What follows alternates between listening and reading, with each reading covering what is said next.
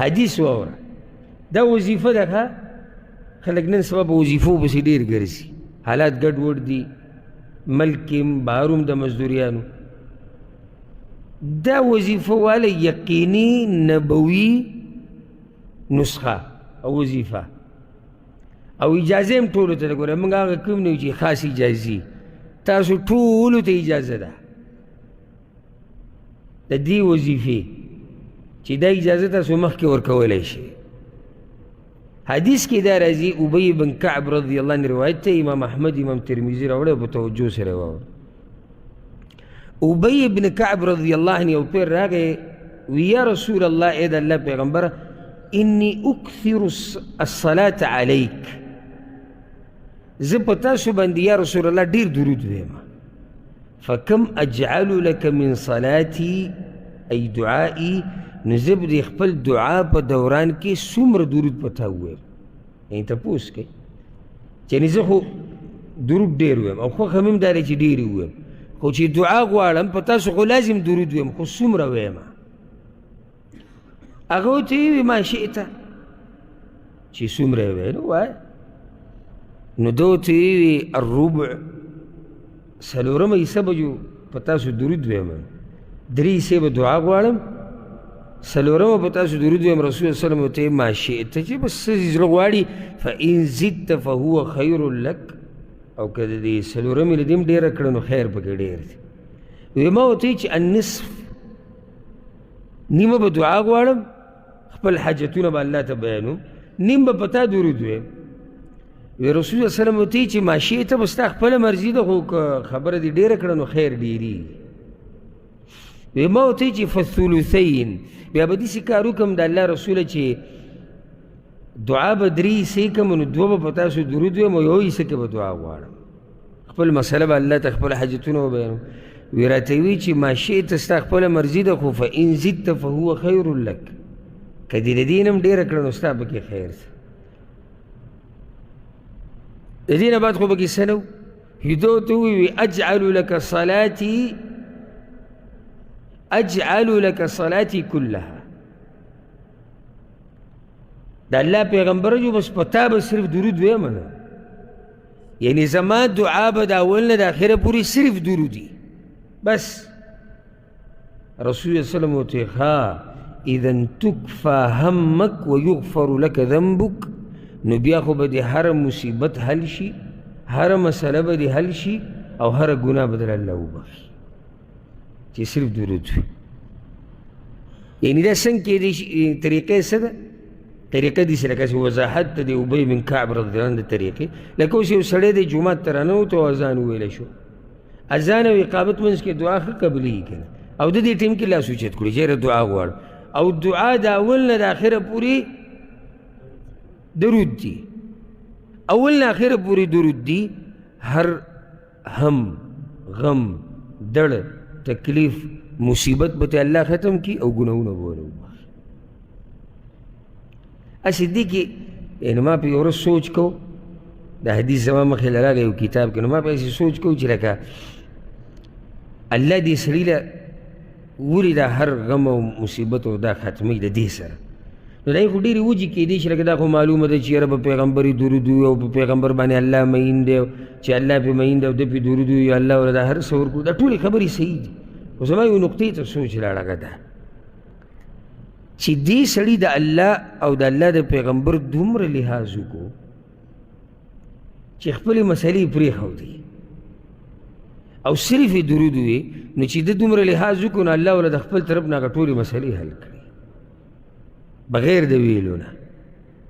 بغیر ده ورته ونی وي خو الله ورله هغه ټولې مسلې حل کړي ځکه چې هلته ده لحاظ د الله وکړو لحاظ یې د الله د پیغمبر وکړو نو الله خو غیرتي ذات دی چې ته یې دومره لحاظ وکړو دومره یې د هغه د پیغمبر لحاظ وکړو نو خو هغه هم ستا لحاظ کوي نو دا فضیلت واوره بل فضیلت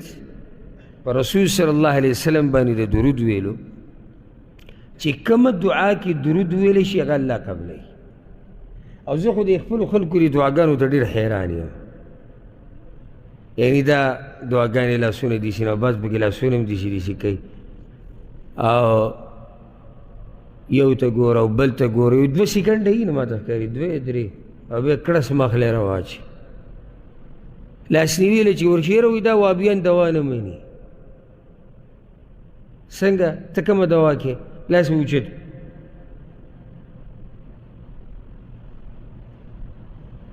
دا دوا ده، دې ته رواج وي، دې ته دعا خو نه وي. که دوا ورته وایي هغه پښتو اصطلاح کې دوا ده، خو دعا نه ده. دعا چې ستا توجه خو یې الله ته کم شي کم کړه. دلته ګوره چې په کومه دعا کې درود یي هغه الله قبلوي. موږ ته پکې دومره ټیم یي نه چې موږ پکې درود وایو، ځکه چې هغه ټوله د 2 سیکنډو دعا ده که نه.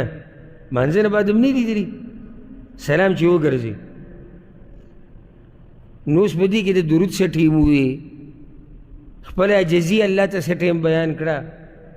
د الله حمد یې پکې څه ټیم ووایي، د الله صفات یې پکې څه ټیم بیان کړو، بس مخلی راواچو. او دې حدیث ته غوږ کېږدئ. ګوره یو روایت کې داسې راځي چې یو کس جومات ته راغی، دعا یې غوښته د رسول صلی وسلم په دې جومات کې، نو په دې دعا کې نه د الله شان او صفات بیان کړو او نه درود وي. نو رسول صلی الله علیه وسلم ورته عجلت ایها المصلي، ای دعا غوښتونکي ډېره تادید یې وکړه. نو بیا ورته رسول صلی الله علیه وسلم طریقه وښوه. بل یو کس راغی هغه هم دعا غوښته، نو رسول صلی الله علیه وسلم واورېدو چې هغه سړي اوله کې د الله حمد او ثنا وایي. حمد او ثنا یعنی عربی لازم نه چې عربی کې حمد او ثنا څه ته الله شان بیان کړي، یا الله ته عزت منې، یا الله ته زورور یې، یا الله ته داسې، یا الله ته داسې، او بیا پسې درود وي. وایي چې څنګه دا 2 کارونه وکړو رسول صلی الله علیه وسلم ورته څه وي، د حدیث امام ترمذي راوړی هغوی ورته کېدی. وایي ادعو تجب وسل تعطا. ها اوس چې د الله نه څه غواړي دله درکوي، او کومه دعا چې غواړي قبلوي، ځکه چې درود دی وایي. نو دعا کې چې ته درود وایې الله دله هغه دعا قبلوي د دې درودو د برکت. دغه شان د الله شان چې پکې بیان کړي. یو بل فضیلت والا او دا روایت امام طبرانی راوړی دی او سند حسن درجه کې دی. عمار ابن یاسر وی رضی الله عنه، دا یقیني زم چې دا اکثر ملګري به اول پیروي، او که ټول ووایم هم مبالغه به نه وي. وی رسول صلی الله علیه وسلم دا خبره کړې ده چې ان لله تبارک وتعالى ملکا، د الله په ملایکو کې یو ملک دی چې اعطاه اسماء الخلائق، الله ولا د مخلوق دا ټول نمونه ورکړي دي، ټول نمونه ولا ورکړي دي. نو کله چې هم رسول صلی الله علیه وسلم په ما باندې زما په امتیانو کې څوک درود ووایي، نو رسول صلی الله علیه وسلم ته دا ملائک درود را رسي. خو صحیح حدیث کې دي چې رسول صلی الله علیه وسلم بعض ملائک دي چې الله مقرر کړي دي چې هغه د دې بندګانو د درود چا ته رسي، درود او سلام رسول صلی الله علیه وسلم ته رسي. نو چې کله ما ته درود را ورسي، نو د دې سړي نوم راته واغستی شي چې پلانې په ته درود او سلام ووایي. نو فیصلی الرب تبارک وتعالى على ذلك الرجل بكل واحد 10. نو الله بیا په دغه سړي باندې د یو درود په مقابله کې 10 پیرې رحمتونه راوړي. خبره مې دې پوره کولی چې ستا نوم نوټ کېږي باقاعده، چې کله ته درود او سلام ووایې نو ستا نوم نوټ کېږي. او دا خو صحیح حدیث کې راغلی دی، رسول صلی الله علیه وسلم وایي وصلوا علی فإن صلاتکم تبلغنی حیث کنتم. په ما باندې درود وایي تاسو چې هر ځای کې ستاسو درود ما ته رارسي. ښه دا درود داسې نه رسي چې هغه اوري، ځکه چې هلته بل حدیث کې دا تشریح ده امام احمد راوړی دی. رسول صلی الله علیه وسلم وایي چې ان لله ملائکه سیاحین فی الارض، د الله داسې ملائک دي چې هغه په دې ځمکه کې ګرځي. ډیوټي دا ده چې هغوی زما د امتیانو درود او سلام ما ته رارسوي. پوه شوي که نه. نو که چېرته رسول صلی الله علیه وسلم ډایرک اورېدی نو بیا دې ملایکو ته ضرورت نه و. او دلته دا خرافات د عوامو چې کم دي، خصوصا د دې بریلیانو تصوف والا والله والله والا، چې یاره د رسول صلی الله علیه وسلم قبر له چې ورشو پلانې بزرګ ورغلی او سلام یې واچو او وی لاس ته قبر نه راووتو. باقاعده کتابونو کې دا قصه ده، لاس راووتو وی لاس، او د هغه سره لاس میلاو کو. او بعضو بزرګانو چې دی قصه دا راغلی دی چې هغه وپیر وي د رسول صلی الله علیه وسلم د قبر سره مسجد نبوي کې چې دی ناست نو د درود او سلام دپاره ورغلی نو هلته پې خوب راغی، وږی شی خوب کې ورته رسول صلی الله علیه وسلم راغی، ډوډۍ وله ورکړه. چې راپاسېد هغه ډوډۍ ورسره په رښتیا لاس کې وه او دا وشو دغه وشو. دا منګړت کیسې دي پالتو. او چې یو بزرګ ته په خوب کې دا راغلی و چې هغه لاړ ډېر په مینه باندې د رسول صلی الله علیه وسلم د قبر له ورغی او سلام یې پرې واچو. نو خوب کې ورته رسول صلی الله علیه وسلم ووایي چې دومره په شدت سره او په مینې سره په موږ سلام ما اچوه، یعنې بیا به زم د قبر نه لاس راوباسم بهر ته. او دې ته ټول سبحان الله وایي او ناسې وو. دا ټولې منګړت کیسې دي. رسول صلی الله علیه وسلم باندې چې د کوم ځای نه هم سلام او درود وی الله یې ورته رسوي د ملایکو په واسطې سره، او هغه جواب ورکوي. جواب هغه نه موږ اورو او نه لاس راوباسي د قبر نه. او دا مې یاده که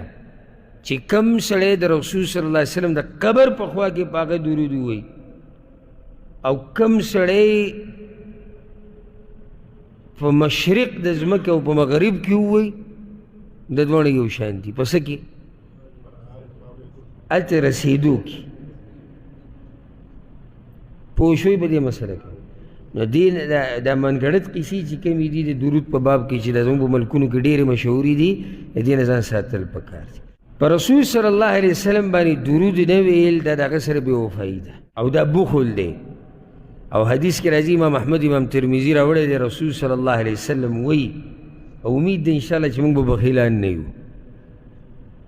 خو دا حدیث واورئ، البخیل الذي ذکرت عنده فلم يصلي علی. بخیل خو اصل کې هغه دی چې زما تذکره د هغه په مخ کې وشي او په ما درود نه وایي. بخیل دا دی او سم بخیل. یعنی دلته خو د چا پیسې هم نه دي غوښتلي ده، که چې بعضو نه چې پیسې وغواړي لکه د جسم نه چې غوښه پرې کړې، نو دلته خو موږ د پیسو باسو هم نه دی کړی. څه قرباني موږ تاسو ته ویلی چې ولیکئ، چا ته خو ما دا نه دي ویلي که نه چې وینه توی کړې د الله په لار کې، یا بچی قربان کا، یا مال ولګوه، یا ځمکه او جیداد ورکه، یا دا وکړه او دغه وکړه. نه، دا وړونده کې ژبه یو سیکړ دو دپاره وخوځوه. نو چې دام نه کوي، رسول صلی الله علیه وسلم وایي دا یقیني بخیل دی. ها بله دا واوره، ابو هریره رضی الله عنه روایت ته امام طبرانی امام حاکم راوړی دی، وی رسول صلی الله علیه وسلم وی چې رغم انفو، نه د ابو هریره رضی الله عنه چې کوم روایت ته د امام ترمذي راوړی، رغم انف رجل ذکرت عنده فلم يصلي علی. الله دې د هغه سړي پوزه ککړه کړي په خاوره کې چې زما تذکره د هغه په مخ کې وشي او په ما درود نه وایي. دا خیري دي. ګورئ